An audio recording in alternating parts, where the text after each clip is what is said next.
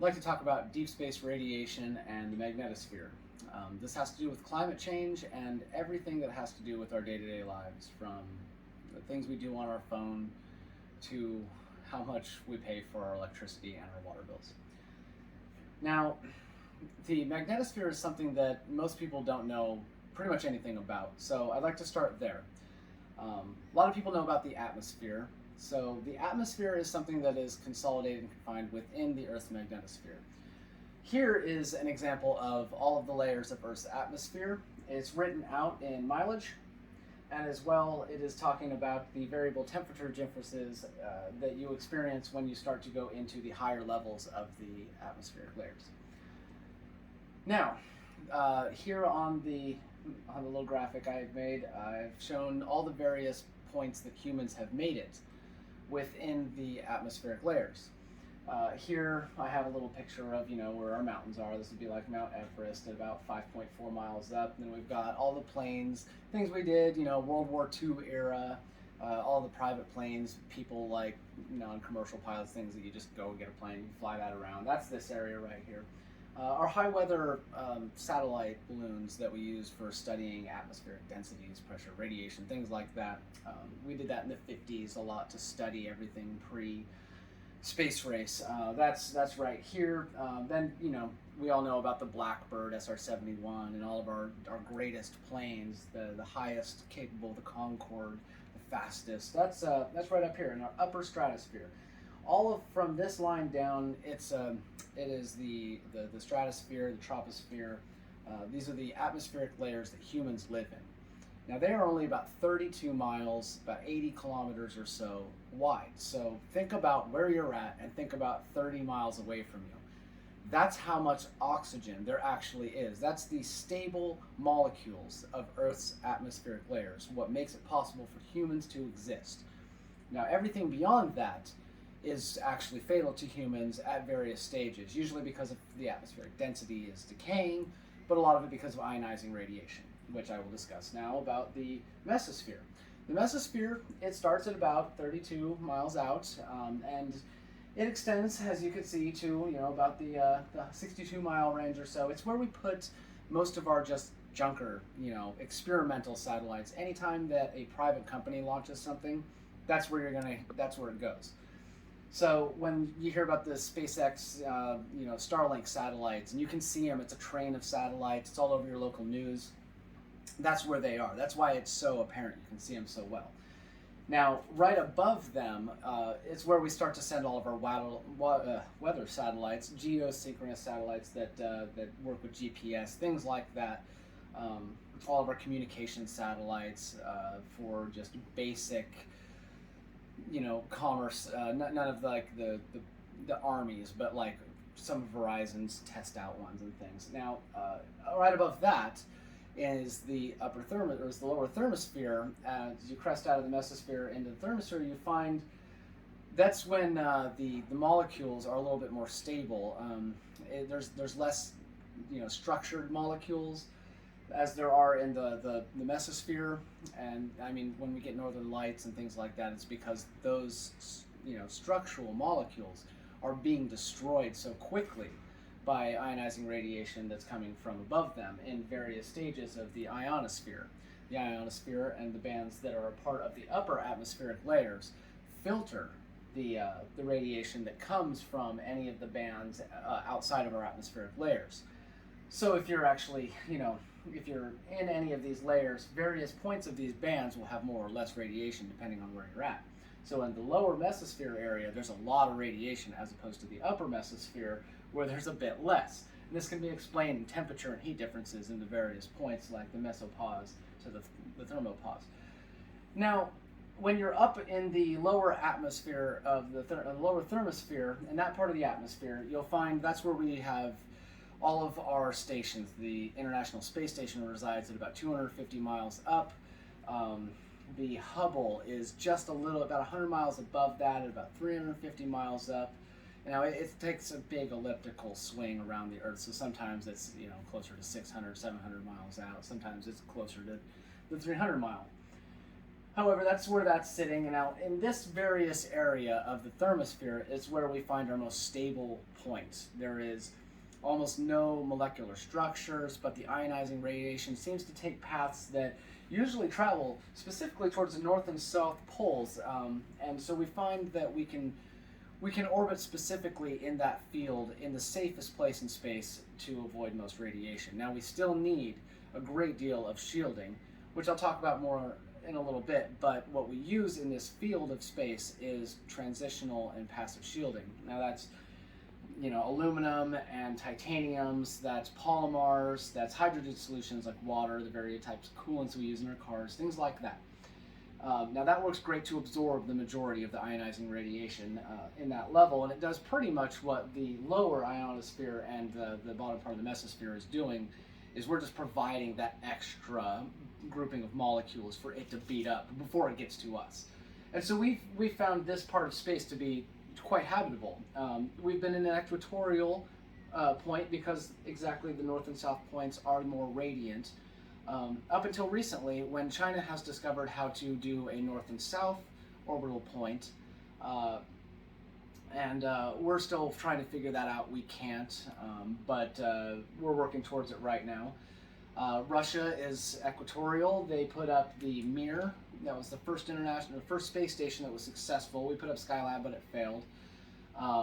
And the reasons for that is actually because the orbital patterns that we go in around the Earth, in the equatorial orbits, the compression of the atmospheric layers, the density of the molecular structures, and then sometimes when it's destroyed heavily by ionizing radiation, it consolidates heavier. This alters our orbital patterns, and sometimes it destroys our orbital patterns, and Skylab was a victim to that. Russia had already figured this out because they had spent that time during the Apollo era learning how to manage low Earth orbit instead of trying to push further and further like Apollo did. And so they have been able to maintain a successful space station since the 70s until 1997, when they replaced the Mir with the International Space Station. Now, when we have made it to that point of the thermosphere, we started finding difficulties. This is the majority of the discussion here, is the ionizing radiation that we faced beyond that point. Now, from this point on up, from this little red line here, that's about the 350-mile point. The highest shuttle mission was in 1993. We had to service the Hubble. If you Google it, you'll find that there was a mirror that was off, and we sent up a team to fix it and try to reprogram some of the software and adjust for the problems. It was successful, but it was like Apollo 13. It was a successful failure, and we didn't get the mission we wanted, but we did get a mission that did help us. They went up, and the ionizing radiation at about 359 miles out, right here when they serviced the Hubble, caused serious neurological failures. All the things that the Apollo astronauts said they experienced, the fireworks, the flashes of light, even with their eyes closed, all these things ended up causing serious damage to not only the spacecraft's electrical system, but the minds of the astronauts. They ended up not being able to handle it, couldn't sleep, couldn't focus, and so they ended up calling the mission, got done what they needed to mostly, and did the rest from servicing it here on Earth with new software updates. So, if you were to skip forward to the next, furthest point that humans have pushed past that, would be SpaceX just this last year. They sent up the Dragon capsule with the guy from St. Jude. I can't remember all their names, but he was sent up. They went 362 miles, I believe. They broke it by a couple of miles, the record from '93, furthest human space flight outside of Apollo. And so that's pretty much where we've made it. We don't really know much about that mission. They haven't told us anything. There was some tests done. Radiation sensors were on it, but we haven't gotten any information. When Orion was launched in 2014, unmanned, look it up, it's called Trial by Fire. It was launched just above here to about 3,600 miles, and it was sent unmanned as a radiation probe. Fully loaded with radiation sensors, no oxygen tanks, everything that that could be destroyed by ionizing radiation was removed, but was safeguarded to see what would happen to it just in case. It failed. Ionizing radiation destroyed it. If you look it up, the Kelly engineer that did the presentation goes off on how we need to create a different type of shielding, better shielding. They then got in Marco Durante of GSI, of the European Space Agency, to discuss what type of shielding can be done. And he suggested, because of the heavy amounts of carbon-8, all of the various heavy irons that we encounter, outside of the basic grouping of atmospheric layers, and then when we push beyond what is called the Van Allen belts, we will find that these levels of radiation are beyond the passive shielding, the transitional metals and things that we use here in low Earth orbit. We will need to have an active shielding, something like the Earth's magnetosphere provides to keep us like Earth and not like Mars. Now, of course, this was 2014 and everybody goes, okay, so what do we do? And that's currently where we're at when it comes to shielding. However, if you were to discuss what it is that shielding is and is needed, that's when we get talking about the magnetosphere. Now, the entirety of Earth's atmosphere is pointed out right here. However, if you were to look at this little blue film right here, this blue film represents the entirety of the Earth's atmosphere. Now, if the Earth's atmosphere, as you were to see here, extends to about 10,000 kilometers out, about 6,213 miles, you'll see that's not very far considering the distance and the size of the magnetosphere. The Van Allen belts were something that was created in 1957 by a guy named Van Allen. They were to describe what was just on the outside edge of Earth's atmospheric layers. If we were to go past these layers, what would we encounter? And he, through the various sensors that we had sent out from 1957 Sputnik to the Gemini and Mercury pre-orbital missions, they found that the plasmasphere, what was called Van Allen belts, hold a higher level of ionizing radiation. Now, this was kind of a mystery in 1957, and it's not so much a mystery in 2022. We actually don't have just what was called the two different belts, the Van Allen belts, and I'd like to discuss the difference between what you probably know as the Van Allen belts and the ionizing radiation within them, and what we now know called the magnetosphere and the various bands that make up the entirety of that. So, the magnetosphere is a grouping of an assortment of bands. Now, the interplanetary medium is a cute way of saying solar energetic particles consistency.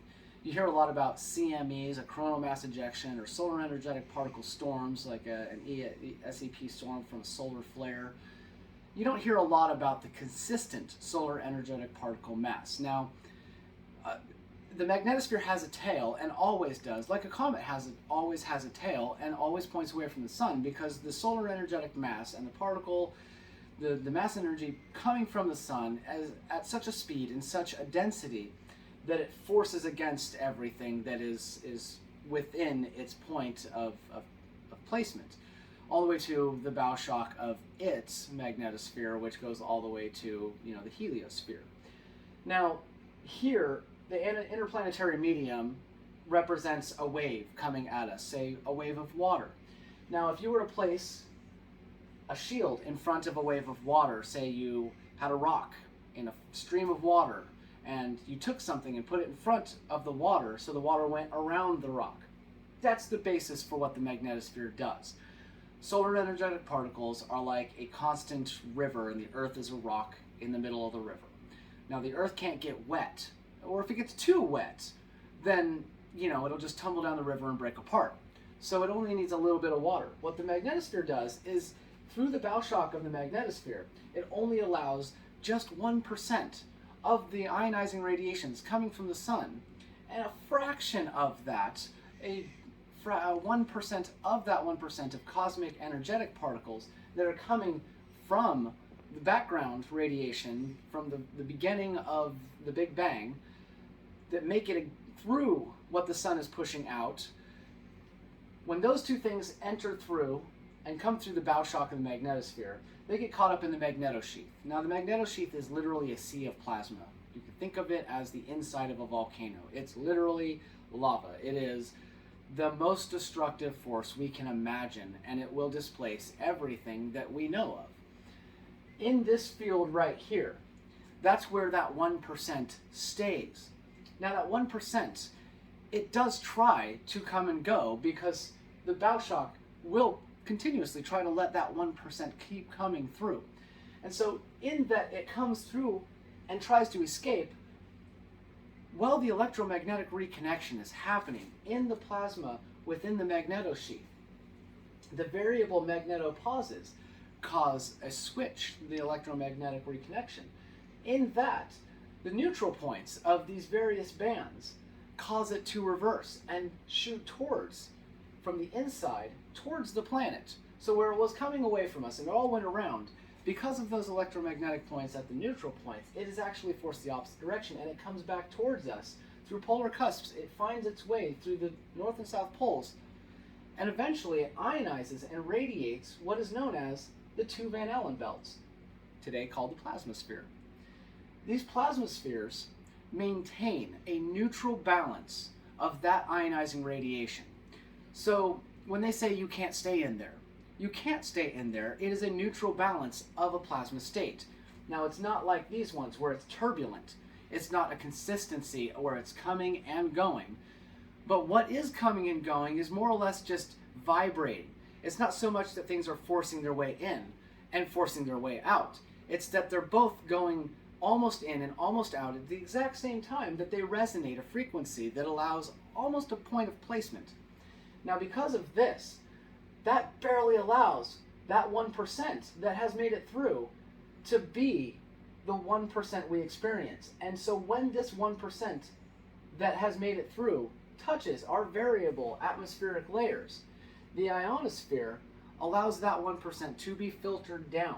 So by the time that 1% that makes it through the bow shock goes through the magnetosheath, through electromagnetic reconnection, comes back through the plasma sheath, through the neutral points, through polar cusps, and ionizes the plasmasphere, Van Allen belts, those Van Allen belts getting that 1% of radiation from there, then distribute that 1% as about 1% of it down to us, which means here in the lower atmosphere, in the lower thermosphere, I should say, where we are currently residing in space, we get 1% of what the Van Allen belt has, which is just 1% of what interplanetary medium space consistently has.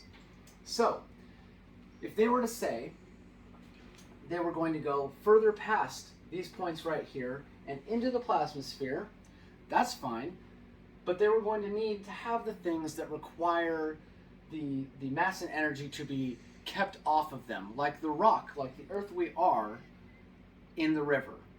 If you leave the electromagnetic shielding that is keeping the interplanetary medium off of you, you have to take that with you, or the interplanetary medium will destroy the craft and the things within it instantly, just as it creates the magnetosheath's turbulent plasma state, and just as it destroyed Mars. So, all of the atmospheric layers are held perfectly because of the ionizing radiation that's stable within the Van Allen belts, the plasmasphere, that is only given to us in a fraction of the interplanetary's actuality.